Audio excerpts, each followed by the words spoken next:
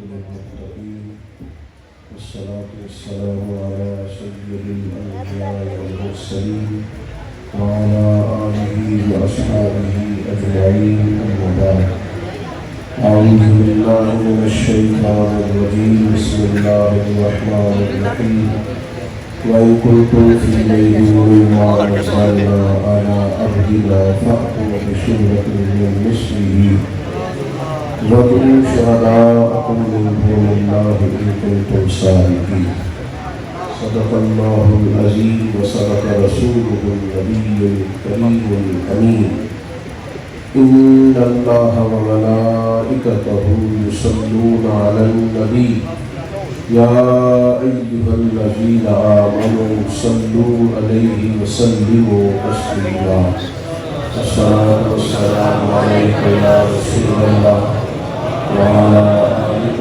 وأصحابك يا حبيب الله صلى الله عليه وسلم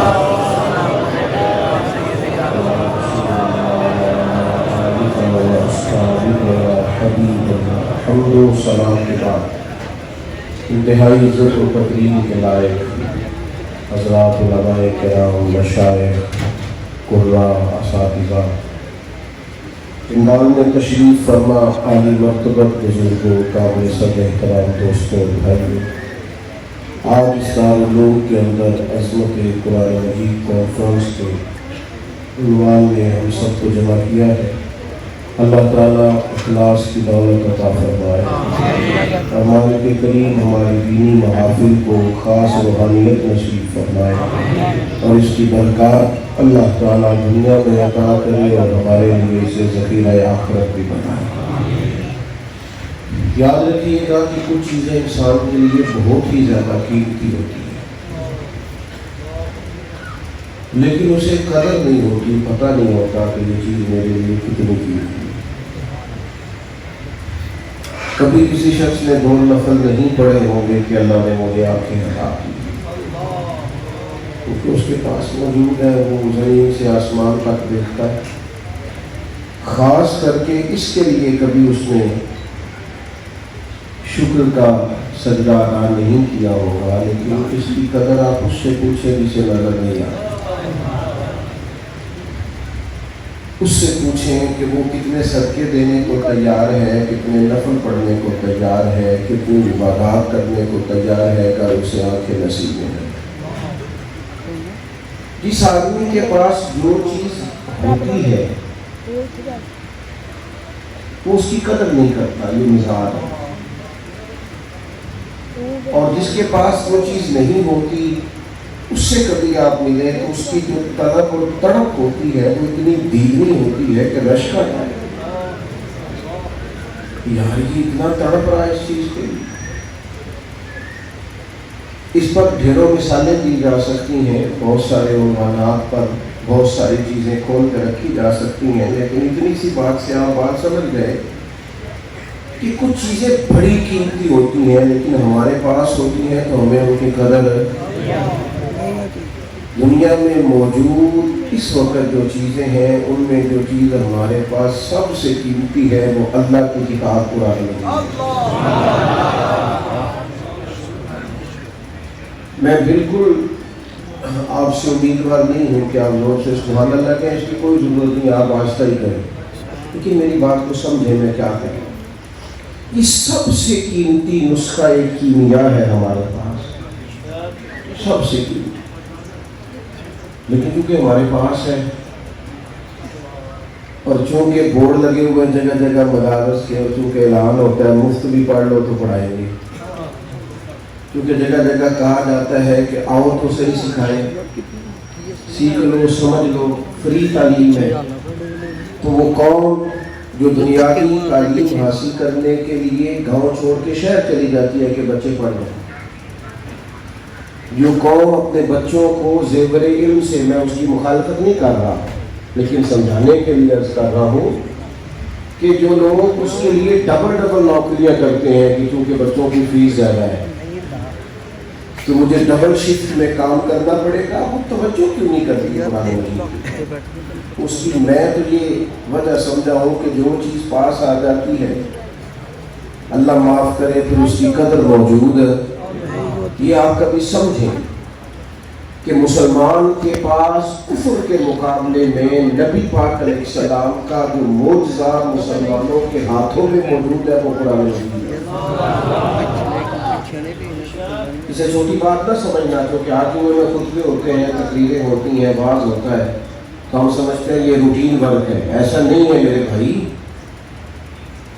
قرآن مجید حضور کا وہ معجزہ ہے جو زندہ اور جاوید ہمارے ہاتھوں میں ہے، اور قرآن مجید کا چیلنج اتنا بڑا ہے کہ اگر کافروں کے پاس اس کا جواب ہوتا تو جواب لے کے آتے، بدل میں تلواریں لے کے نہ آتے۔ وہ دلیل کی دنیا کے اندر ناکام ہو گئے تو انہوں نے تلواریں اٹھا لی۔ آپ دیکھیے قرآن مجید وَإِن كُنتُمْ فِي رَيْبٍ مِّمَّا نَزَّلْنَا عَلَىٰ عَبْدِنَا فَأْتُوا بِسُورَةٍ مِّن مِّثْلِهِ۔ وہ کہا کرتے تھے قریش مکہ کے نبی پاک علیہ السلام کو اپنے پاس سے آیات بنا بنا کے لاتے ہیں۔ اور فرماتا ہے اگر تمہیں اس میں شک ہو جو ہم نے اپنے بندہ خاص پہ نازل کیا ہے، سبحان اللہ، تو قرآن مجید تمہاری اپنی زبان میں ہے، عربی میں ہے، اور تمہارے دعوے ہیں فصاحت و بلاغت، یہ دوسروں کو تو تم اجمی کہتے ہو، تو تمہارے پاس شاعری کا فن موجود ہے، بڑی ڈھنگ سلیقے سے بات کر لیتے ہو۔ اگر تمہیں اس میں کوئی شک ہے کہ حضور نے اپنے پاس سے معاذ اللہ بنایا ہے تو فَأْتُوا بِسُورَةٍ مِّن مِّثْلِهِ، اس جیسی ایک صورت تم بھی بنا کے لاؤ۔ اللہ کرے میں جوانوں کو سمجھا سکوں، زیادہ نہیں، پورا قرآن نہیں، ایک صورت قرآن کے مقابلے کی بنا کے لاؤ، اور کسی ایک دو کو چیلنج نہیں کیا۔ وَادْعُوا شُهَدَاءَكُم مِّن دُونِ اللَّهِ، تفسیری ترجمہ کر رہا ہوں، اللہ اور اللہ والوں کو چھوڑ دو، باقی ساری دنیا کے کافر اکٹھے ہو جاؤ، کیا یہودی، کیا عیسائی، کیا ملحد، سب اکٹھے ہو جاؤ، اللہ اور اللہ والوں کو چھوڑ دو، اور تم سب مل کر ایک آیت، ایک سورت قرآن مجید کے مقابلے کی لاؤ، اور خود ہی فرما دیا فَإِن لَّمْ تَفْعَلُوا، اگر تم نہ لا سکے، اور فرمایا وَلَن تَفْعَلُوا، تم لا بھی نہیں سکتے، اگر نہ لا سکے اور لا سکتے بھی نہیں تو فَاتَّقُوا النَّارَ الَّتِي وَقُودُهَا النَّاسُ وَالْحِجَارَةُ، پھر اس آگ سے ڈر جاؤ جس کا ایندھن آدمی اور پتھر، پھر ڈرو اللہ کے عذاب سے اور مانو قرآن مجید کی حقانیت کو۔ میں آپ کی خدمت میں عرض کروں، کافروں کے پاس اگر قرآن کے مقابلے کی صورت یا آیت ہوتی تو وہ آیت اور صورت لے کے آتے، تلواریں لے کے۔ یہ معجزہ ہے۔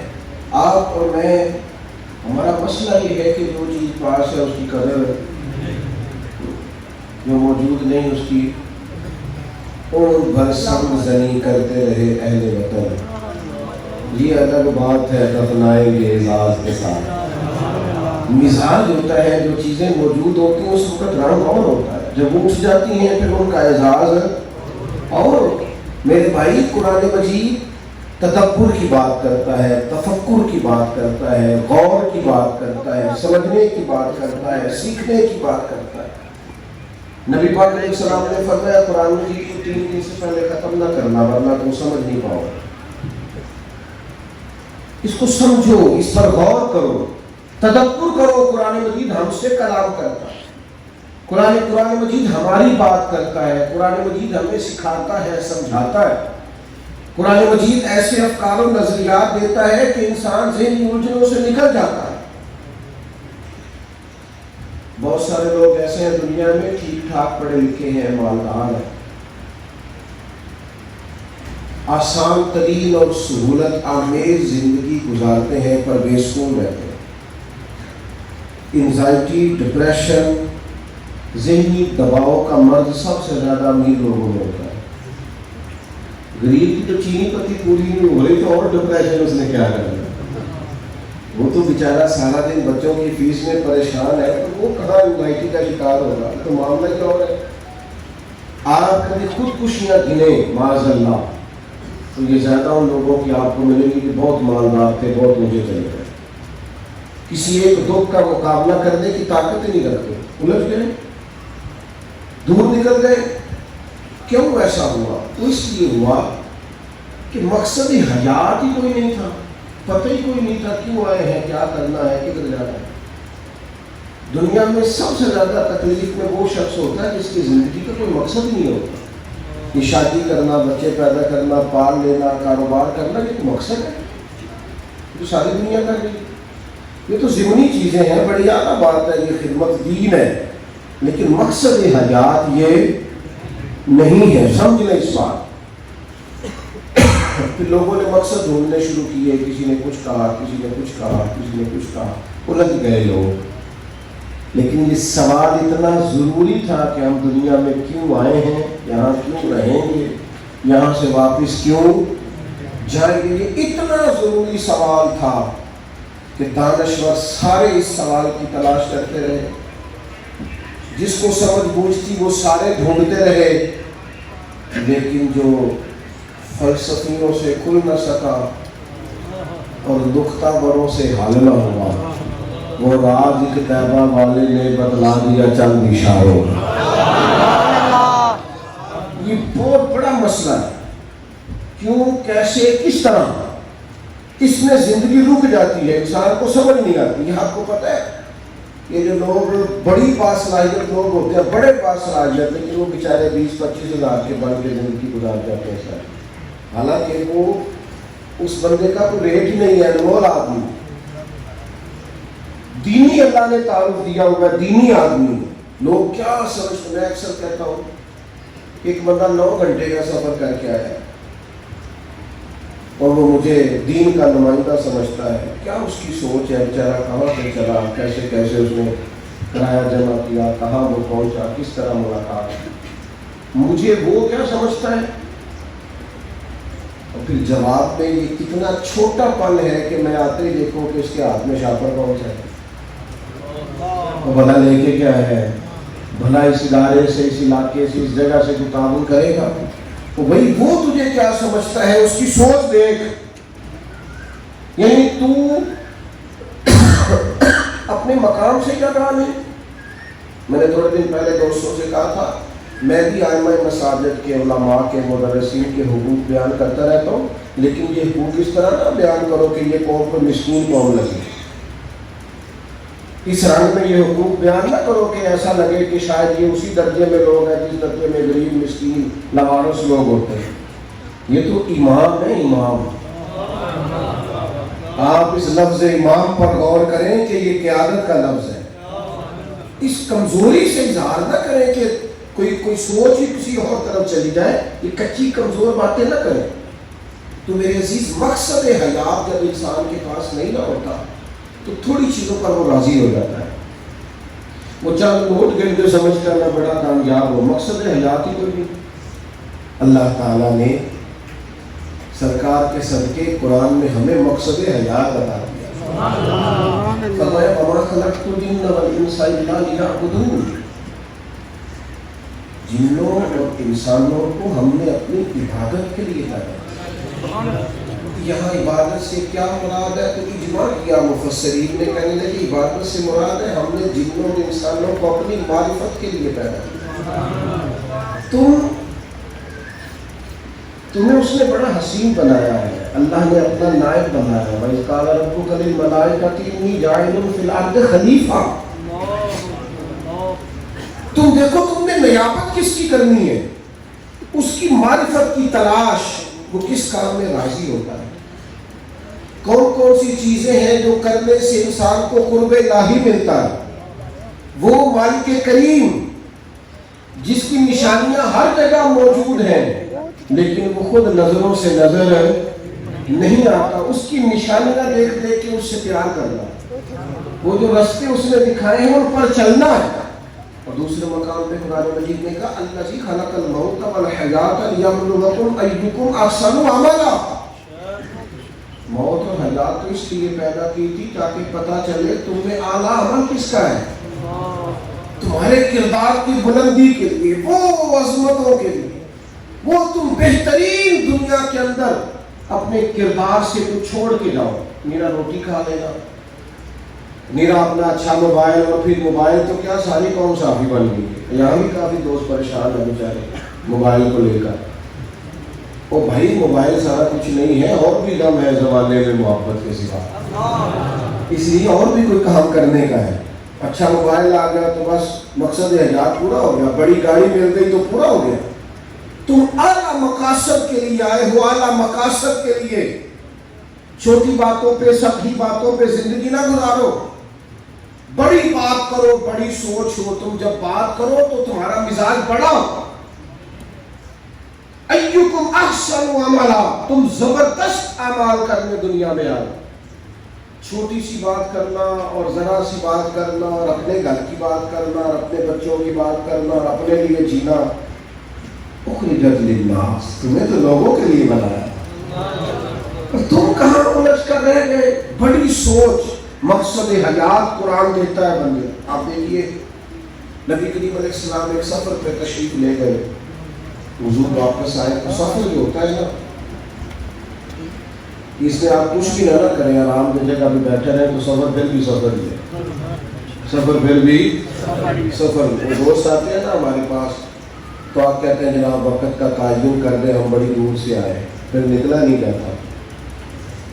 کمال بات ہے، خود ایک دفعہ بھی نہیں نکلا جاتا اور ہمیں روز نکلنے کا مشورہ دے رہے ہیں. خیالوں کی بات ہے. اور میں نے کہا آپ ہمیں نہیں بتائیں کہ ہم دور سے آئے ہیں، اس لیے کہ جو بندہ روز دور دور رہتا ہو نا، اسے کوئی کہے میں دور سے آئے تو پریشر نہیں پڑتا اس کا.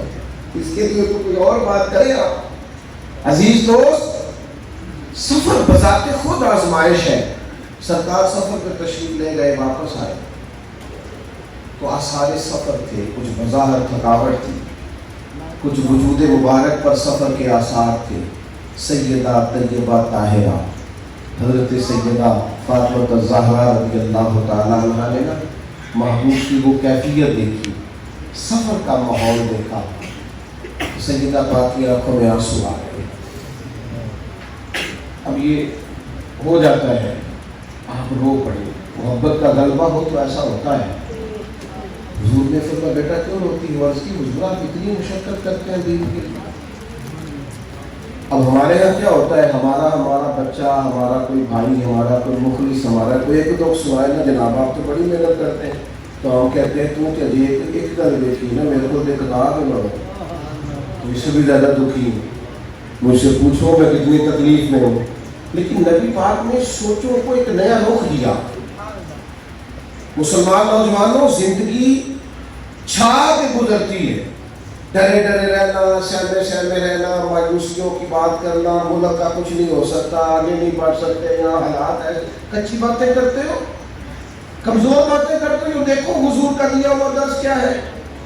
سیدہ پاک عرض کرتی ہے حضور کتنی محنت کرتے ہیں.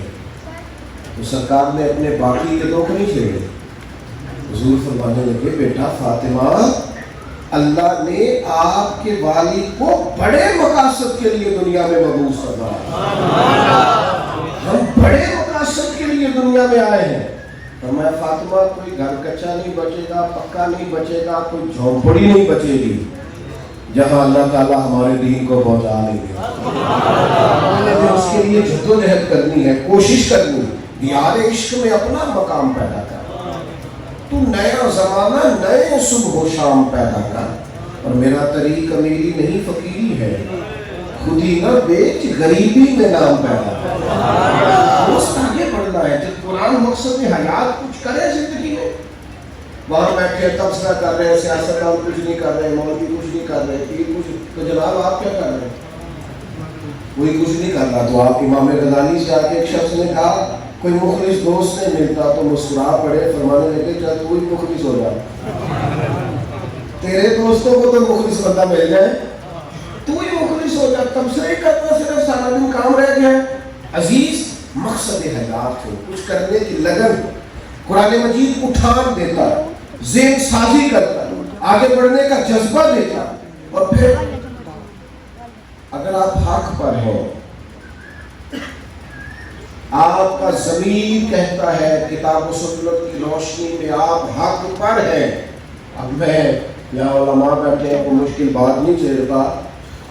ہمارے بزرگوں نے تو یہ بھی لکھا ہے اگر آپ اپنے اجتہاد میں حق پر ہیں، اگر کوئی شخص رائے رکھتا ہے، مجتہد نہیں بھی ہے تو کوئی رائے رکھتا ہے کتاب و سنت کی روشنی میں فروعی مسائل میں، جیسا کہ امام شافعی کا امام اعظم سے رائے کا اختلاف رہا ہے، اگر کوئی کتاب و سنت کی روشنی میں حق پر اپنے آپ کو جانتا ہے اور وہ سمجھتا ہے کہ میرا ضمیر مطمئن ہے، میں حق پر ہوں، تو پھر یہ بھی ضروری نہیں کہ سارا علاقہ آپ کی تائید ہی کرے تو پھر ہی آپ نے کام کرنا ہے۔ اگر آپ حق پر ہیں تو پھر آپ کو مدد اللہ کی چاہیے، پھر آپ لوگوں کی گڈ بک میں آنے کا شوق پیدا، آپ ناراض نہ ہوں مجھ سے تو ہم نہ کسی کو ناراض بھی نہیں کرنا چاہتے، ہو گئے انہیں ناراض، ہم کسی کو ناراض، ویسے ہمارا دعویٰ ہے فلانا فلانا سیاستدان ہے، حالانکہ ہلکی پھلکی کی سیاست سارے کرتے ہیں بندے سائڈ رکھنے کے لیے، کوئی مجھ سے ناراض ہو جائے، جس نے ناراض ہو رہا ہے بس اللہ رسول ناراض نہ ہو، سمجھے صاحب، ہم جہاں سچ بولنا ہوتا ہے وہاں بھی نہیں بولتے، جہاں بالکل وہ لوگ بیٹھے ہوتے ہیں جیسے ہم کہیں گے وہ کر لیں گے وہاں بھی ہم حق نہیں بیان کرتے، ہمیں پتہ ہوتا ہے یہ درست ہے یہ نادرست ہے، یہ حق ہے یہ باطل ہے، اپنے گھر میں بھی جرات نہیں کرتے، اپنے بچوں کے سامنے بھی جرات نہیں کرتے، 3-4 بچے بیائے ہوئے ہیں ان کی بامی نصاب میں بھی ہم حق نہیں کہہ سکتے، برادری میں بھی ہم حق نہیں کہہ سکتے، شاگردوں مریدوں عبادت مندوں کے درمیان بھی زبان حق نہیں کہتی، پھر مجھے بتائیے مقصد کیا ہے؟ مومن کا جو اعلیٰ کردار ہے وہ تو نہ رہا۔ قرآن مجید فرماتا ہے اللہ کے بندوں کی شان یہ ہے کہ یجاہدون فی سبیل اللہ، وہ اللہ کے راستے میں جدوجہد کرتے ہیں، ولا یخافون لومۃ لائم، پھر کسی ملامت کرنے والے کی ملامت کی وہ پرواہ، اسی کسی دے کچھ بھی نہ کریں، نہ کوئی ساڈا کردی، پھر وہ کسی کی پرواہ نہیں کرتے، ضرورت کوئی نہیں، اس لیے کہ یجاہدون فی سبیل اللہ فی سبیل اللہ فی سبیل اللہ، کیونکہ وہ اللہ کے راستے میں، جو رب کے راستے میں ہو ضمیر مطمئن ہو اسے زیادہ راش کی ضرورت نہیں، اسے لمبے چوڑے لوگوں کی حاجت، بس اس کا دل اگر راہ خدا میں مطمئن ہے تو پھر لوگ اسے برا بھی کہیں تو اسے کوئی دقت۔ نبی پاک علیہ السلام نے فرمایا قیامت کے سوالوں میں سے ایک سوال یہ بھی ہوگا، اللہ تعالیٰ بندے سے پوچھے گا کہ فلاں جگہ حق بات کہنے کی ضرورت تھی تم نے کیوں نہیں کہی، یہ بھی قیامت کے سوالوں میں سے ہے۔ تو بندہ عرض کرے گا مالک میں لوگوں سے ڈر گیا تھا، بندے نہ ناراض ہو گئے، میں لوگوں سے ڈر گیا تھا۔ تو یہ انداز دیکھیے حدیث کا، کریم فرماتے ہیں رب فرمائے گا میرا زیادہ حق نہیں تھا کہ تو مجھ سے ڈرتا، حق تو میرا تھا تو مجھ سے ڈرتا، تو بندوں سے ڈرتا رہا، بندوں سے ڈر کے تمہیں حق بات نہیں کہی۔ قرآن مجید فرقان حمید ہمیں بتاتا ہے کہ والآخرۃ خیر وابقیٰ، یہ تو آخرت ہے نا، اسے یہ مت سمجھنا کہ وہ گھبراہٹ ہی گھبراہٹ ہے، یہ تصویر کا ایک پہلو نہ سمجھنا، یہ مت سمجھنا کہ آخرت تمہارے لیے صرف آزمائش ہی آزمائش، والآخرۃ خیر وابقیٰ، آخرت تمہارے لیے بہتر بھی ہے اور ہمیشہ باقی رہنے والی ہے، تمہارا اصل گھر ہے وہاں اصل گھر، ہمارے اصل مکان کہاں ہے؟ جنت میں، بولیے اللہ آپ کو مہنگے مہنگے موبائل دے، آمین تو کہے، کبھی کبھی بند بھی کرنے چاہیے، اس پر بھی آمین کہے، خدا کے بندوں مجھے دیکھو سارے موبائل ہی دیکھتے جا رہے ہیں، اللہ تعالیٰ جزائے، ہم سے کوئی پوچھے نا جی اس وقت قوم کو سب سے زیادہ تیاری کیا کرائی ہے تو میں کہوں گا موبائل چلانے، شہرے سے آنے بندے کوئی اور کام کرتے ہی نہیں، اسی پر لگے ہوئے ہیں، ضرور چلائیں ضرورت کے لیے، ضرورت سے زیادہ نہیں، ورنہ یہ نفسیات پر بہت بنے گا، اللہ سمجھ عطا فرمائے۔ قرآن مجید کہتا ہے تمہارے لیے آخرت بہتر ہے اور ہمیشہ باقی رہنے والی۔ جس بندے نے 40 سال بھی سعودی عرب میں، یورپ میں، امریکہ، افریقہ میں گزارے ہوتے ہیں نا، وہ بھی وہاں اپنا گھر نہیں بناتا، اسے پوچھتے ہیں جناب بنا تو کہتا نہیں بھائی اپنا گھر تو پاکستان میں ہے. وہ چاہے ایک سال بھی پورا اس گھر میں نہ رہے لیکن ٹائلیں وہیں لگواتا ہے جو اس کا پکا گھر ہوتا ہے. 6 مہینے بھی آ کے بے شک رہا نہیں لیکن وہ کام وہیں کراتا ہے جو اس کا مستقل ہے. اللہ کرے آپ کو سمجھ آئے میری بات کی. حضرت عمر نے کوئی محل نہیں بنوایا, وہ ایک سادہ سا گھر چھت چھپانے کے لیے تھا. 24 لاکھ مربع میل کے حکمران تھے. یہاں تو چھوٹا سا سیاستدان بھی ہر شہر میں اس کا گھر ہوتا ہے. نہیں بنایا. کیوں نہیں بنایا؟ بنا سکتے تھے, سردار تھے, وسعت رکھتے تھے, ذاتی پیسوں سے بھی بنا سکتے. نہیں بنایا. کیوں نہیں بنایا؟ حضور جب معراج سے واپس آئے تو آ کے فرمایا تھا عمر میں آپ کا محل جنت میں دیکھ رہا ہوں, دروازے پر حور بیٹھی ہوئی دیکھی ہوں. سیدنا عمر نے ساری زندگی کوئی گھر بنا ہوا نہیں تھا. جن کا دیش میں گھر بنا ہو وہ پردیش میں نہیں بناتے. یہ فکر دیتا ہے قرآن مجید کہ آخرت تمہارے لیے بہتر ہے, ہمیشہ باقی رہنے والی ہے. نہیں بنایا سیدنا بلال نے کوئی گھر, کیونکہ محبوب نے فرما دیا کہ بلال کیا کرتے ہو, تمہارے چلنے کی آواز تو میں نے جنت میں بھی سنی ہے. نہیں نہ پڑی, ان کو پتا تھا محل بن گئے وہاں تو تذکرے پہلے ہو گئے. حسنین کریمین نے گھر کوئی نہیں بنایا, زندگی پردیس میں گزر گئی. کربلا تو ایک جنگل کا سامان تھا, آباد ان سے محبوب کی اولاد پاک نے کیا ہے. کوئی محل نہیں, کوئی مکانات نہیں. کیوں؟ اس لیے کہ حضور نے فرمایا تھا حسن اور حسین تو جنتی جوانوں کے سردار.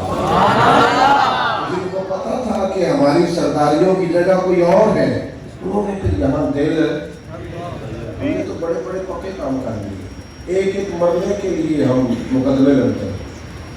کس سے؟ سگے بھائی سے. ایک ایک مرنے کے لیے تمہیں جگہ میں کیسے چھوڑ دوں, چلو ٹھیک ہے نہ چھوڑو. ترمذی میں حدیث ہے, 2 لوگوں کا مقدمہ حضور کی بارگاہ میں آیا. محبوب کو تو اللہ نے غیب کے خزانوں کی کنجیاں دی ہیں لیکن ہمیں سمجھانے کے لیے سرکار کا انداز. مقدمہ آیا, ایک نے کہا پلاٹ میرا ہے, دوسرے نے کہا میرا ہے. حضور نے فرمایا ہو سکتا ہے آج کوئی مضبوط دلیلیں دے کے اپنے ہاتھ میں فیصلہ کرا لے, پر قیامت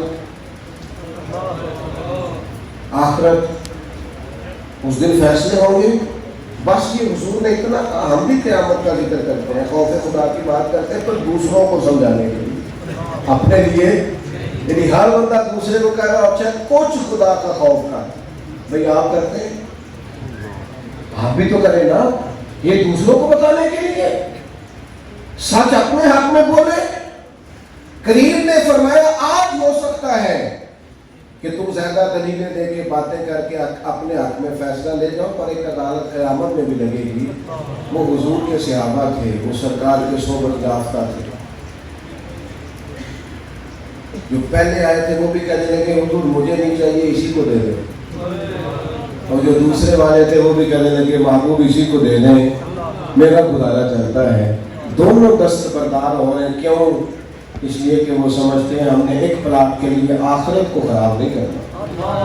وہاں کے محلات کے اندر ہم کوئی نقصان پیدا نہیں کرنا چاہتے. نہ بھائی نہ. ہم وہاں اپنا جو اصل گھر ہے, یہ قرآنی سوچیں ہیں, ان کو اپنی زندگی میں اپنائیں. میں آپ سے عرض کروں, اس نے بچوں کو دنیا دار بنایا ہے نا, ہر روز بتایا ہے کہ وہ فلانے کا پتر دے کتنے پیسے کما لے گا, وہ دیکھ کتنی بڑی گاڑی پہ سوار ہوگا, وہ انتظار کرے. خدا نہ خاصہ اللہ نہ کرے ایسا ہو, ورنہ منتظر رہے. ہم نے پھر ان بچوں کو دیکھا ہے جب دنیا دار بن جاتے ہیں نا, تو چونکہ ہم نے انہیں سکھایا ہی پیسوں میں ہر چیز کو تولنا ہے, تو پھر ایک ٹائم آتا ہے ابا جی سے بھی کہتے ہیں فلانے کے ابے نے اتنا مال کمایا, آپ نے ہمارے لیے کیا کیا ہے؟ کیونکہ سکھائی دنیا داری کی نا, سکھایا مال تھا. پھر باپ کو بھی بچوں سے عزت کرانے کے لیے مالدار ہونا پڑتا ہے. وہ مالدار نہیں ہوگا, وہ عزت ہی نہیں کریں گے. تو اپنی زندگی میں قرآنی طرز زندگی کو. پھر میں آپ سے عرض کروں, صبر ہے, شکر ہے. میں باتیں زیادہ کرنے قادر نہیں ہوں, سمیٹنے لگا ہوں. یہ ساری نعمتیں قرآن ہمیں دیتا ہے. کم و بیش 100 کے قریب آیات ہے قرآن مجید میں جو صبر کا حکم دیتے ہیں. صبر کسی بزدلی کا نام نہیں, ہاں صبر خوش تدبیری کا نام ہے. صبر آپ کے مدبر ہونے کی علامت ہے۔ آپ کے پاس صبر ہے، اس کا مطلب یہ ہے کہ آپ اعصابی طور پر بھی دوسروں کو ہرانے کی طاقت رکھتے ہیں۔ ورنہ جو لوگ بے صبرے ہوتے ہیں نا، ان کا مخالف ایک جملہ کہتا ہے صرف ان کے لیے ایک جملہ، تو بیچارے کئی مہینے تک اسی میں الجھے رہتے ہیں۔ انہیں ہے اکھیت ہدایت ترجمہ ہے۔ تو ایک بزرگ تھے اللہ والے، سمجھ لے کوئی ان کا نام تھا، فرض کر لے محمد بشیر نام تھا، تو کسی بندے نے ان سے کہا کہ بشیر صاحب فلانا بندہ آپ کے بارے میں یہ کہہ رہا تھا، کہنے کا اچھا جی آپ بشیر نام نے کئی بندے نے ہو رہے کی گل کر رہا ہے، پکی بات ہے میری گل پر چھوڑ، ہمیں چکروں میں نہیں الجھتے، جتن ہر کوئی کھیلے تو ہارن کھیل فقیرہ، جتن دا مل کوٹی پیندی ہارن دا مل ہیرا۔ قرآن جگہ جگہ صبر کی بات، ان اللہ مع الصابرین۔ یہ سب سے بڑی سعادت ہے جو راہ سلوک کے لوگ ہیں وہ جانتے ہیں کہ معیت الہی صابرین کو ملتی ہے۔ قرآن مجید کا یہ والا سبق اگر لوگوں کو یاد ہو جائے تو اتنے بڑے جگرے ہو جائیں، اتنے بڑے حوصلے ہو جائیں۔ یہ جو جگہ جگہ الجھاؤ ہے، ٹوٹتی بکھرتی سوچیں ہیں، وسوسے ہیں، یہ قریب بھی نہ تو قرآنی طرز زندگی اپنائیں اور اس کے مطابق اپنے شب و روز کو مرتب کریں، ورنہ زندگی کے بہت سارے لمحات ضائع ہو جائیں، باصلاحیت ہونے کے باوجود وقت بیکار گزر جائے گا۔ زبردست اللہ تعالیٰ کی طرف سے دی ہوئی توفیقات ہوگی لیکن لوگ نفع نہیں اٹھائیں گے، ایسے گزر جائیں گے۔ اس لیے اپنی زندگی میں قرآن مجید کو لائیں اور قرآن مجید کو پڑھیں۔ صرف بچے نہیں پڑھیں، سیانے بھی پڑھیں۔ جن کو واٹس ایپ چلانے آ گئے ہیں انہیں قرآن پڑھنا کیوں نہیں آیا؟ ہاں، جن کو اسٹیٹس لگانا آیا ہے ان کو قرآن مجید کے ترجمے سے شغف کیوں نہیں پیدا ہوا؟ باقی سارے کام جو نئے آئے ہیں ہم سیکھ لیتے، تو یہ میرے بھائی ہم سے کیوں نہیں سیکھا جا رہا؟ یہ صرف عدم توجہی کی وجہ سے ہے۔ خود بھی نہ اس مدرسے میں ایک دوست مجھے ایک دن کہنے لگے کہ فلاں ادارے سے مجھے کچھ شکوے ہیں، تو میں نے کہا گیٹ بند رہتا ہے کھلا رہتا ہے وہاں پر؟ میں نے کہا کھلا رہتا ہے، تو میں نے کہا جا کے بیٹھے آپ نے اچھا مشورہ دیں کہ باہر بیٹھ کے شکوہ کرنا اور باہر بیٹھ کے شکایتیں کرنا، اس سے تو معاملہ تو لچتے ہیں تو بہتری تو نہیں آتی، اور آپ کو بھی غیبت کا اتنا بڑا عذاب جھیلنا پڑتا ہے۔ مطلب یہ ہے کہ آپ پہ بیٹھے، اپنا گھر ہے، اپنا ادارہ ہے، اپنے لوگ بات کریں۔ اور میں ان لوگوں کو ذاتی طور پر جانتا تھا، میں نے کہا مجھے امید ہے آپ جائیں گے تو ووٹ کے آپ کا استقبال کریں، کھلے دل سے قبول کریں گے، رائے عمدہ ہوئی تو سیانے لوگ ہیں، آپ کی رائے پر عمل بھی کریں گے۔ لیکن ہم کیا کرتے ہیں، ہمارا مزاج نہیں، خود بھی آئے، تعلیم بالغہ کا سلسلہ ہو، آپ خود آ کے بیٹھے۔ حضرت محدث اعظم رحمۃ اللہ نے جب پڑھایا کرتے تھے تو بعض لوگ ایسے تھے جو ویسے ہی آتے دورہ حدیث کی کلاس میں بیٹھتے تھے۔ جناب آپ کیوں بیٹھتے ہیں؟ کہنے لگے شیخ جب پڑھا کے روتے ہیں نا تو وہ درد ایسا نصیب ہوتا ہے کہ جی چاہتا ہے ذرا بیٹھے ہیں۔ تو لوگ آیا کرتے تھے تو آئیں کلاسز میں بیٹھے۔ میں نے ایک ایسے باپ کو بھی دیکھا ہے جس کا بچہ حفظ کر رہا تھا تو بچہ کوئی تھوڑا سا ضد کرتا تھا کہ میں نے نہیں پڑھنا، میرا دل نہیں لگتا، تو ابا جی کہنے لگے کوئی حل نہیں، تھوڑے دن میں ساتھ آتا ہوں۔ سارے دن ابا جی بھی ساتھ کٹی پہ بیٹھے، تو 2 ہفتے ٹائم دیا والد نے، کس لیے بچے کا دل لگ جائے۔ اللہ کرے ابا جی کا بھی لگ جائے۔ آمین تو کہے، آمین تو کہے، پھر کہے آمین۔ خود بھی طبیعت لگائے، خود بھی اپنا ذوق پیدا کریں، طبیعت اس طرف مائل کریں۔ یہ جو ہمارے دینی ادارے ہیں نا، میں نے کالج بھی دیکھا ہے، میں نے وقت گزارا، میں نے مدارس بھی دیکھا، مجھے ایک دفعہ میرے ہی کالج والوں نے اساتذہ نے دوبارہ بلا دیا کہ آپ یہاں لیکچر دیں، میں حاضر ہوا۔ پھر ٹیچر مجھ سے کہنے لگے چائے پہ بیٹھے ہوئے، کالج اور مدرسے میں آپ نے فرق کیا دیکھا ہے؟ میں نے کہا دونوں ہی اپنے ادارے ہیں، تمہیں جو کئی تعلیموں کا بڑا کہنے لگے کوئی فرق۔ میں نے کہا ناراض نہیں ہونا، وہ آپ نے پوچھ لیا ہے تو بتا دیتا ہوں۔ کالج کے بچوں کے نا ذہن میں بات بیٹھی ہوتی ہے کہ ہم پیسے دیتے ہیں، کبھی کبھی ان کے ابا جی بھی کہہ دیتے ہیں آنا نہیں سے پڑھا، فیس نہیں لینا۔ یہ والی جو چیز ہے نا یہ مدارس میں نہیں ہوتی، اس لیے کالج کے بچے کئی دفعہ پوچھتے ہیں کہ انگریزی والا آیا ہے، ان لفظوں سے بھی یاد کر لیتے ہیں۔